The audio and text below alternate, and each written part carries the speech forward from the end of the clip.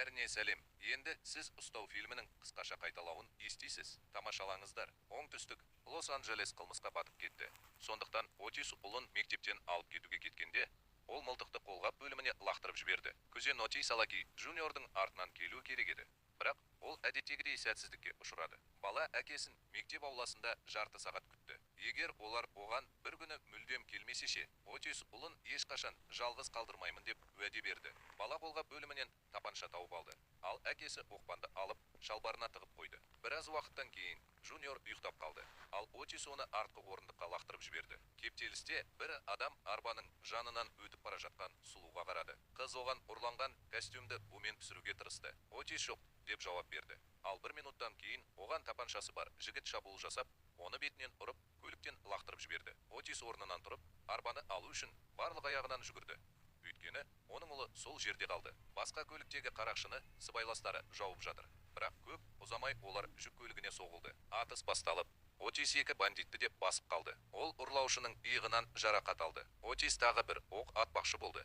Бірақ содан кейін Жуниор пайда болып, папканы көмекке шақырды. Отис көліктің артынан біраз уақыт жүгірді. Бірақ әлі де тынысы тарылып, тоқтады. Ер адам назарын сол кезде оның назарын аударған қызға аударды. Отис Каконың ұрлаушымен бір уақытта болғанын түсініп, қыздың тілін шешу үшін мылтық қолдануын талап етті. Коко арбаны гаражға апаратынын айтты. Отис оны өзімен бірге сүйреп апарды. Бірақ гаражда ешкім жоқ. Қалай болғанда да Отиске арба керек болды. Ол гараждағылардың бірін ұрлап кеткісі келді. Дәл осы кезде Каконың жігіті осы жерге құлап түсіп, одан бірдеңе ұрлады деген айыппен оны ұра бастады. Отис ұшып келіп, қарақшыны иесінен танып қалғанша үйіп тастай бастады. Отис арбаны ұрлап кетті. Ол Коко ұлын табуға көмектеседі деп үміттенеді. Бірақ ішін ұрғаннан кейін қыз қанмен жөтеледі. Отис оның артында қалуды шешіп, оны үйіне апаруды ұсынды. Сіз енді үйге бара алмайсыз. Ұры Отис одан жауап алып жатқанда, әмиян мен костюмді ұрлап кеткен. Бұл үшін ол тағы да ашуланады. Отис Како Жуниорды табуға көмектессе, ақша беремін деп уәде берді. Жақсы, сен кішкентайсың. Мен өтіп бара жатырмын. Ерлі зайыптылар геттоға келді. Әр қадам сайын біреу-біреуді ұрып соғады. Отис немере ағасының үстінен жүгірді. Өйткені егер ол Жуниорды алып кетсе, мұның ешқайсысы болмас еді. Лаки де гангстер, ол не болып жатқанын білуге уәде берді. Отис Какоға өзінің қылмыскер екенін айтты. Бірақ 6 жыл қызмет еткеннен кейін ол қылмыспен айналысуды шешті. Ол бір ай бұрын ғана шартты түрде босатылды. Сондықтан Отиске жақсы ештеңе жарқырамайды.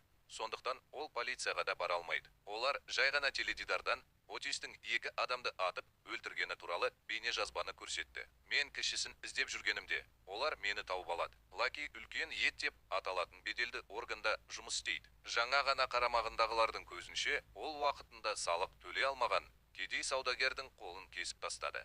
Бөлмелердің бірінде қаскөй ұрланған баланы ұстап отыр. Лаки бұл туралы Отиске айтты. Ед оның $100,000 төлегенін қалайды. Билік бұрынғы қылмыскер оларды соңғы тонаудан кейін жасырғанына сенімді. Ақшаны ертең кешке беру керек. Сізде ақша бар ма? Оны қайтарғаныңыз жөн. Лаки, егер сізде 100,000 болса, күзетші болып жұмысқа барар едіңіз. Қалай болғанда да ақшаны табу керек. Коко үлкен ет үшін жұмыс істеді. Онымен әзілдеспеген дұрыс. Ол сондай-ақ қазір жұмыс істеп жатқан гангстер Пиманиді тонауды ұсынды. Пимани ұрланған фирмалық киімдерді сатады. Жұмысшы Отисті құлықсыз жер асты бутикіне кіргізді. Ол өзін Каконың хахалы етіп көрсетіп, бірден дәретханаға баруды өтінді. Шын мәнінде Отис әжесін іздеп жүр. Көп ұзамай оларды тауып алды. Қалғаны сейфте жатыр. Отис Пиманидің алтауына мылтық сілтеп, сейфті ашуға мәжбүр етті. Сонымен бірге ол мұнда ет жіберді деп өтірік айтты. Ол бандалары бір-біріне оқ жаудыру үшін екі билікті бір-біріне қарсы қою жоспарын ойлап тапты. Коко Пиманидің адамдары ілулі тұрған ұясына келіп, дәретханаға баруды өтінді. Екінші қабатта ол Отисті ішке кіргізді. Ол банданасын бетіне тартып, қарақшыларды тағы да тонады. Сізге үлкен маса сәлем. Алда полицияның бақылау бекеті болды. Ал ерлі зайыптылар қаланың баяуданын айналып өтуге мәжбүр болды. Коко өмірінде бірінші рет геттодан тыс сапарға шықты. Отис үлкен ет сарайына көлікпен келді. Оны көруге және барлық құндылықтарды шығаруға уақыт келді. 100,000 адам өздерін жинамайды. Жүрегі ауырған қарақшы дабылды екіге бөліп, ішке кірді. Коко оның соңынан ерді. Мінеки, Тәртіпсіздік үшін кешіріңіз. Бүгін қызметшінің демалыс күні. Қаскүнемдер олжасын төсекке лақтырып жіберді. Кенет полиция қызметкерлері есік қоңырауын қақты. Коко душтан жаңа шыққандай үй иесінің иесі болып көрінді. Ол мұнда жиі бола бермейді. Сондықтан ол дабыл кодын ұмытып кетті. Коко қара нәсілді саясаткермен флирт жасап, одан телефон нөмірін қалдыруын өтінді. Кез келген уақытта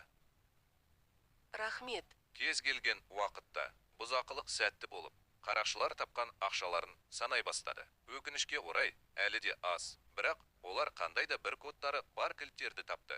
Бұл әртүрлі банктердегі сейфтердің кілттері. Таңертең Отис олардың біріне кіріп, оны камераға апаруды өтінді. Коко да осында еліктіретін киіммен келіп, күзетшілердің назарын өзіне аударды.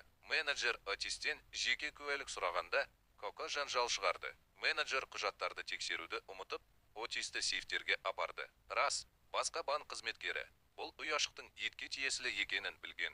Сондықтан Отис әйелге мылтық ұстауға мәжбүр болған. Қылмыскердің бөлімшеден қалай кеткенін ешкім де байқамады. Өйткені бәрі ессіз төбелесшіге қарап тұрды. Маған $1,000,000 керек. Бұл жай ғана қағаз, бұл чек емес.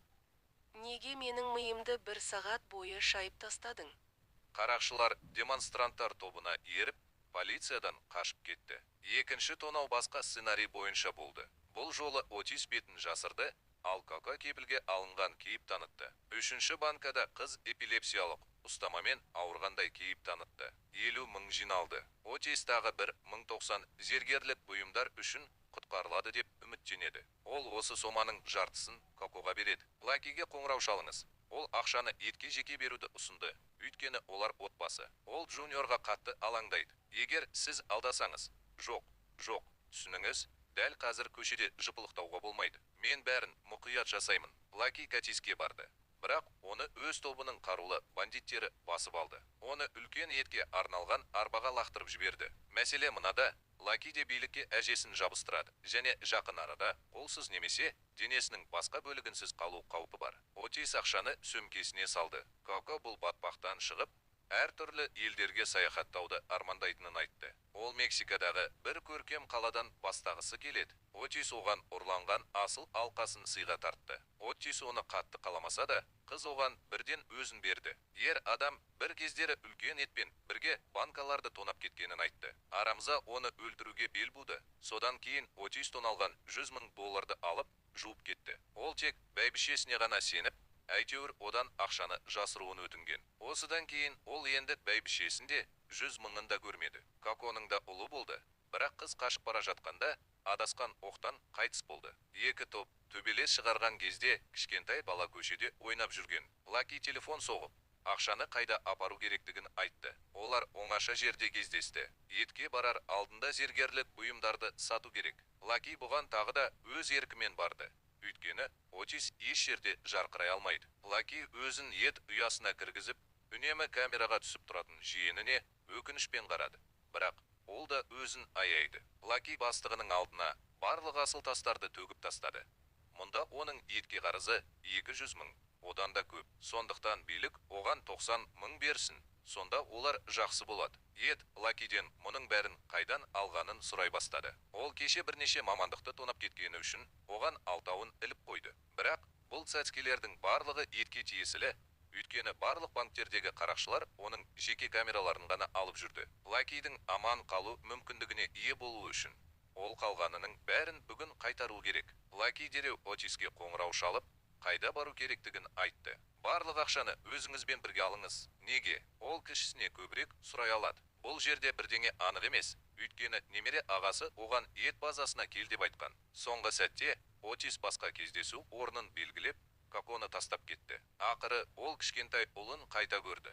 Бірақ ет ақшасын қайтарып алғанша оны жібермейді. Отис сөмкесін жерге лақтырып жіберді. Жауынгерлердің бірі әкесін ұлымен атып тастамақ болған. Бірақ оларды Лаки өзін құрбан етіп құтқарған. Отис 6-ауында атып тастады. Лаки кеудесінен жарақат алды. Үлкен етпен күресу ғана қалды. Аздап атқаннан кейін жаулар бір-біріне қарама қарсы тұрды. Мен сенің кесіріңнен 6 жыл қызмет. Менің кесірімнен бе, сен мені тонадың. Ет Отистің ұлынан басқа ешкімі жоқ екенін білді. Сондықтан оны арамза ұрлап кетті. Қарақшы атылған оқтарын санауды ұмытып, сол жерде оққа ұшты. Енді біз Лакиді құтқаруымыз керек. Қарақшы ауруханаға барудан бас тартты.